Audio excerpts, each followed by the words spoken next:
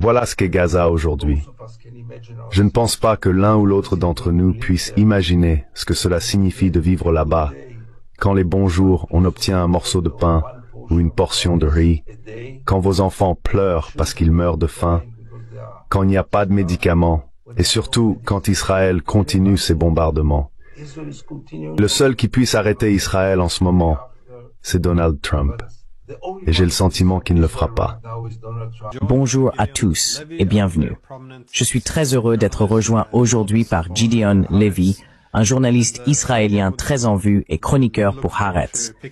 J'ai vraiment hâte de recueillir votre avis sur ce qui se passe dans votre région du monde.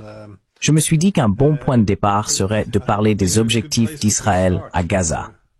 Je sais que c'est un sujet sur lequel vous écrivez, mais selon vous, quels sont les principaux objectifs d'Israël? Et pensez-vous que ces objectifs soient réalisables? Je suis tellement désespéré que je ne sais pas par où commencer. D'un côté, j'ai l'impression qu'il n'y a pas de véritables objectifs. Au début de cette guerre, ou plutôt de cette attaque, appelons-la une attaque brutale et non une guerre, il était très clair qu'Israël voulait punir Gaza, pas seulement le Hamas. Vous savez, le 7 octobre a vraiment été un événement traumatisant en Israël, et il y avait ce besoin de faire quelque chose, de punir, de se venger. Mais 9 mois plus tard, quand on voit que cela continue, et que cela continue avec une intensité terrible, rien qu'au cours de la dernière journée, près de 100 personnes ont été tuées, presque toutes innocentes, dont 22 enfants. Rien que lors de la dernière journée, pendant que nous parlons maintenant, on se rend compte que le mot génocide s'impose. Les partenaires de Netanyahou dans la coalition ont un agenda très clair. Ils veulent voir un nettoyage ethnique à Gaza. Ils veulent voir Gaza sans Palestiniens. C'est très clair, et ils ne s'en cachent pas. Avec Netanyahou, c'est plus compliqué parce que c'est une combinaison de certains éléments idéologiques et évidemment aussi de certains éléments politiques. À savoir que tant que cette guerre continue, son gouvernement existe. Dès que cette guerre sera terminée, son gouvernement s'effondrera. Pensez que des milliers, voire des dizaines de milliers de personnes sont tuées en ce moment même, et ce depuis tant de mois, pour des raisons politiques intérieures. C'est dévastateur. Est-ce que, même si Israël met tout en œuvre, Netanyahou peut réellement y parvenir? Je sais que Trump a évoqué l'idée de faire partir chaque homme, femme et enfant de Gaza, mais un nettoyage ethnique de 2 millions de personnes à cette échelle, surtout sachant que les pays voisins ne veulent pas les accueillir. Est-ce que tu trouves cela réaliste? Parce qu'il semble parfois qu'Israël, ou du moins Netanyahou, s'est enfermé dans une impasse en fixant de tels objectifs. Non, cela n'arrivera jamais. Le transfert n'aura jamais lieu, parce que ce n'est pratiquement pas possible. Mais ce que Donald Trump a fait, c'est légitimer le transfert comme une politique légitime. Cela n'arrivera jamais, et je l'ai dit dès le premier jour, et cela ne m'a pas tant troublé parce que je savais que cela n'arriverait jamais, parce que personne n'acceptera ces 2,3 millions de Palestiniens de Gaza. Mais en attendant, nous changeons toutes nos valeurs. Et en attendant, des centaines de milliers de personnes sont tuées, massacrées. Ces jours-ci, alors que nous parlons, sont vraiment, je ne peux pas exagérer à quel point ils sont dramatiques, parce que Trump est actuellement dans le Golfe, et j'attends vraiment. Jusqu'à présent, il a ignoré Gaza. Il est là-bas depuis 1 jour et demi. Il y a eu des événements dramatiques, notamment la reconnaissance du président de la Syrie et la levée des sanctions. Mais je ne le vois pas s'impliquer avec Gaza pour l'instant. Il mentionne à peine Gaza, peut-être demain à Doha, peut-être après-demain, mais le seul qui puisse arrêter Israël en ce moment, c'est Donald Trump. Et j'ai le sentiment qu'il ne le fera pas. Mais je n'en suis pas sûr. J'ai encore un peu d'espoir. Quelle est la situation sur le terrain à Gaza actuellement? Puisque vous suivez cela de près, dans quelle mesure la population souffre-t-elle aujourd'hui de malnutrition? Sommes-nous en train d'assister à une escalade ou à une intensification de la crise humanitaire? Je suis sûr, Glenn, que tu connais toi-même la réponse. Je veux dire, il y a les statistiques qui sont horribles, les statistiques de l'ONU. Chaque jour, on reçoit de nouveaux chiffres, mais il ne s'agit pas seulement des chiffres. C'est très clair que la famine, Une personne sur 5 à Gaza est en train de mourir de faim.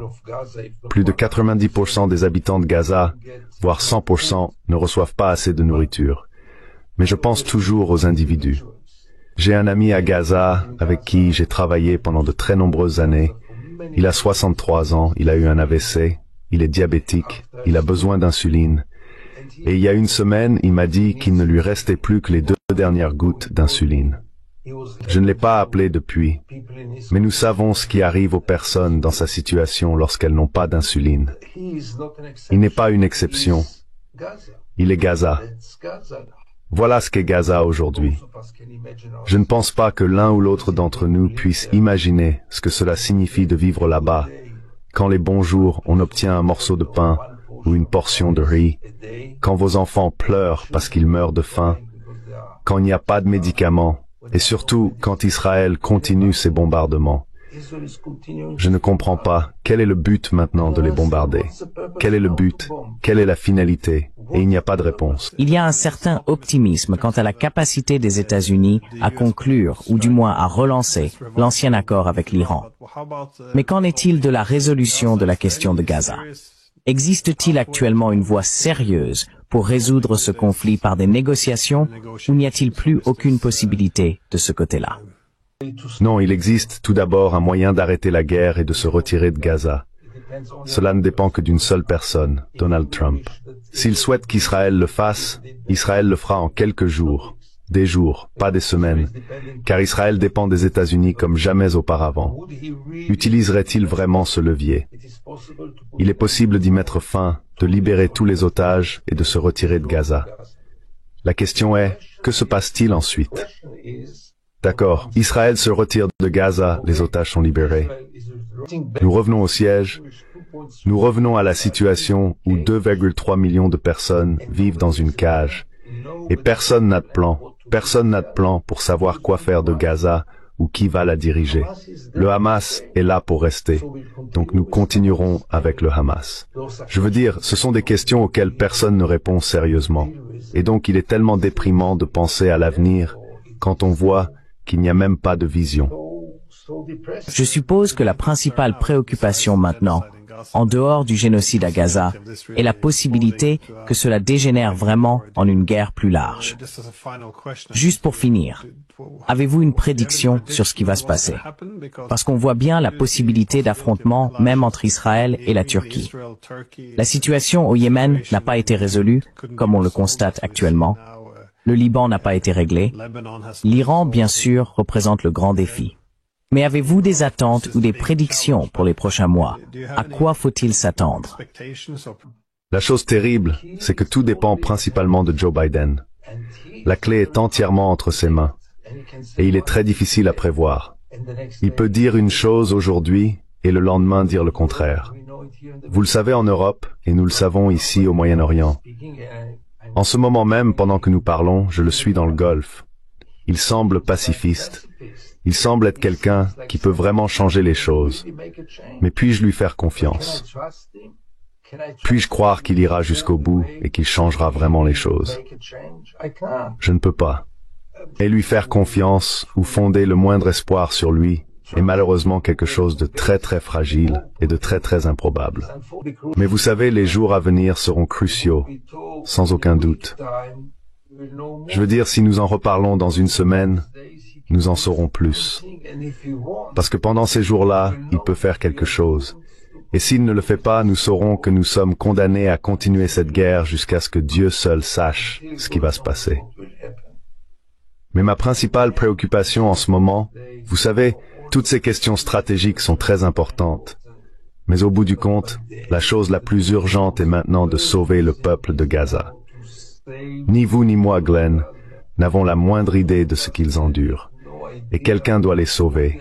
Et je ne sais pas, je ne vois pas qui va les sauver. Je partage votre pessimisme à ce sujet. Un jour, Trump se présente comme le faiseur de paix. Le lendemain, il appelle à un nettoyage ethnique complet de Gaza. Il oscille donc un peu d'un côté à l'autre.